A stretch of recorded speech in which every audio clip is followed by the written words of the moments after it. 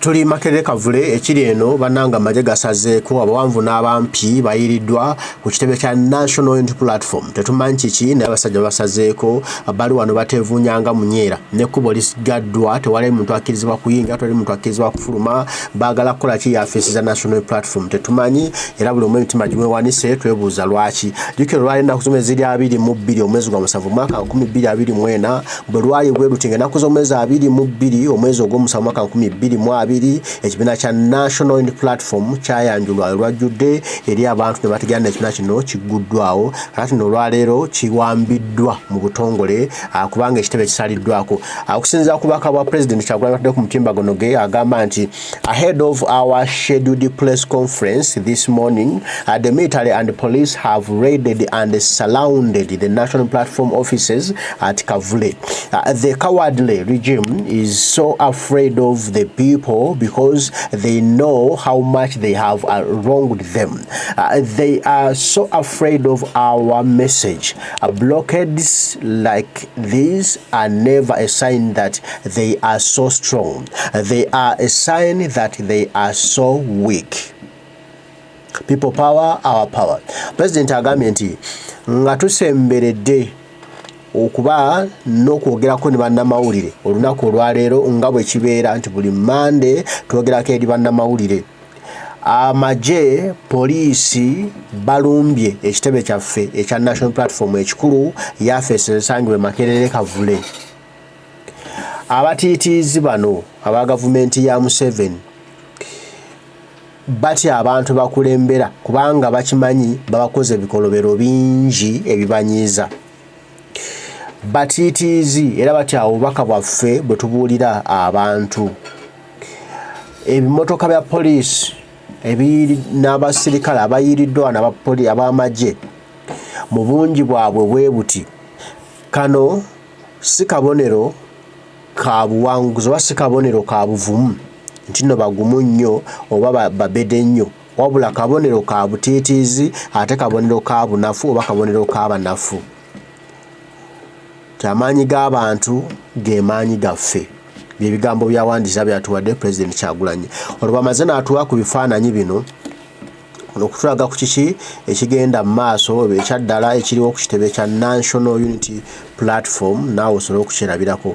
Ebifaananyi ebiriwo bye bino agamotoka ge agaleesa agayiye abasirikale abanvu n'abampi n'ozobalaba baabo batevunya butevunya nga munyeera bali awo beswanta amanyi nti wali ako okulyeyo nga tewali kakulya beebo nga bo balaba beebo emmotoka bayiwa side eno bayiwa side buli wamu wajjudde wawemberedde bwe wati naye ngo babuuza nti waagwani stole kiki kyemunonye nabo tebayinza kigamba nabo tebamanyi bulungi nabo besanze bali awo bagenda bagamba paka wigo ne balumba zuu balabidde nga tuuse ku kitebe kya National Unity Platform era nga we bali olunaku olwaleero ku matiiri gano we bakedde abangi bwe batyo abateevunya bwe batyo abayitirivu nga n'obudde tebunnakusala tebunnaba kukya tebunnavaako ddiba nga bo we bali bazze okulemesa enteekateeka za National Platform.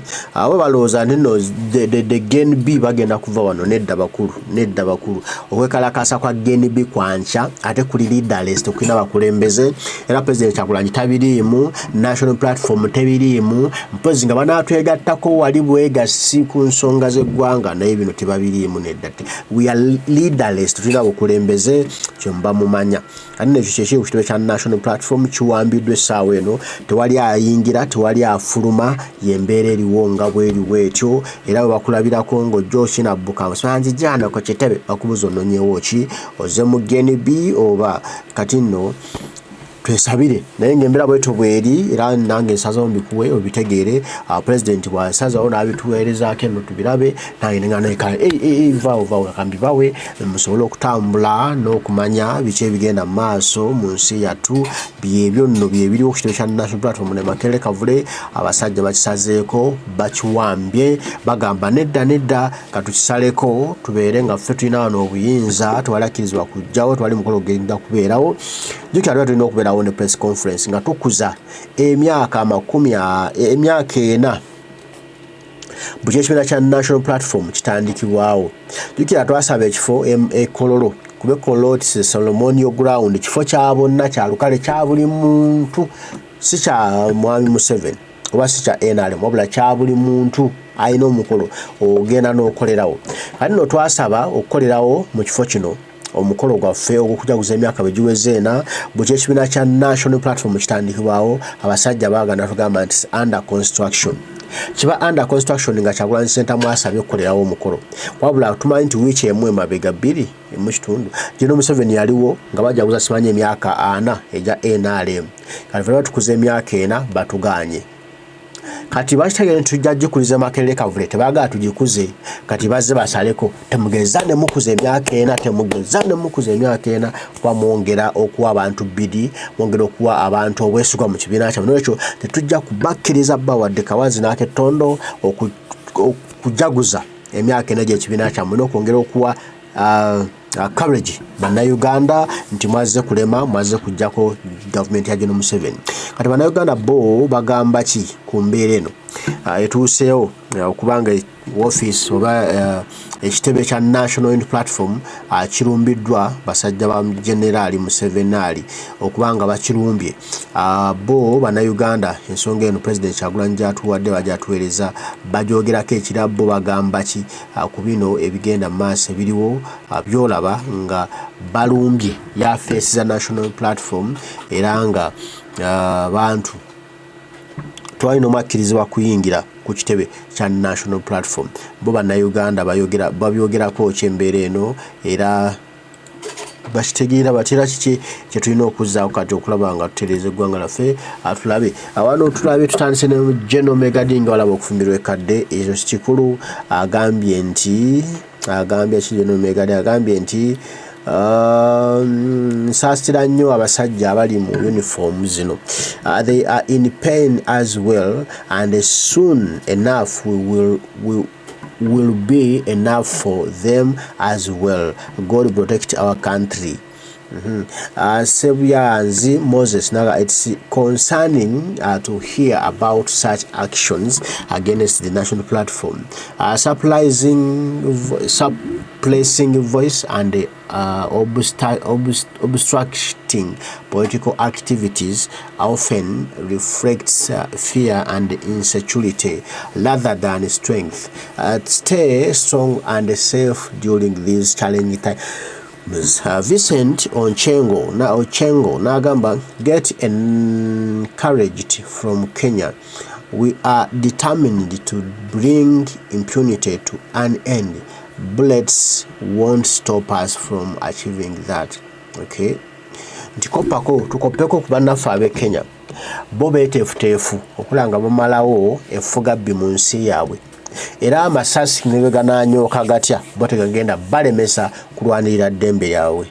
Nti naffe tweveeyo tuvumirire tugambe nti amasasi ga Museveni ne bw'anaaganyoosa atya tegagenda tulemesa kulwanirira ddembe lyaffe, tujja kuba abawanguzi. Alike Swibe n'agamba, we are the new generation and no more time for dictatorship in our country, Uganda. President Museveni must resign from his position like what happened yesterday with the US President Joe Biden. Nti eno generation ndala nnyo siire ya mulembe gwa bannakyemalira. Era General Museveni yandibadde musajja mukulu n'alabira ku munne owa America Joe Biden eyalekulidde n'agamba nti yabivuddemu tagenda kubiddamu tabiddamu. Olw'emyaka egimuwubidde akaleka ne Museveni ayongera kusembera ku lujjuliro okwongera kulya. Pato Yugi omuntu wa wansaga, Mr. President, this is a military regime that requires no compliance. Message or romance. Massage or romance. Museveni and his criminal gang will only be forced out of power. We can't behave normally under abnormal circumstances. Multi-party politics in Uganda is just ceremonial with the system that junta created to play his political gymnastics out of continuity. Nti General Museveni government ye ina kujibwako na kibuli na force na maanyi so se kuyisaako kazigo na wabula kibuli tulina okukozesa okulaba tugijjako tusobole okulaba nga tweddiza ensi yaffe nti ebyebina by'obukulembeze ebiriwo bingi tebirina mugaso wadde wano mu Uganda kubanga General Museveni yamanyiye ebyayagala tewali kirala. Lutaganya Judy Aruchango agambye, but do they also have relatives and families? Nabo balina enganda ne family n'amaka tumanyi naffe. Bito in principle, like I have 2 families of officers who always blow at utilities from my shop, and at times fail to pay. But these are people fighting to keep the bloc government in power. They don't know they are fighting themselves. Ono agamba alina abasirikale babiri bamanyi ku kyalo kye bajja bakaseera beewola ku dduuka ali ebintu by'okukozesa naye abantu bamu abatalina bye bakozesa beewola obwewozi nga n'oluusi tebabisasula beewoze be balwana okulemezawo gavumenti embi mu buyinza kyannaku omukama bankuumire tujja kuba tuddamu banange mwerawo.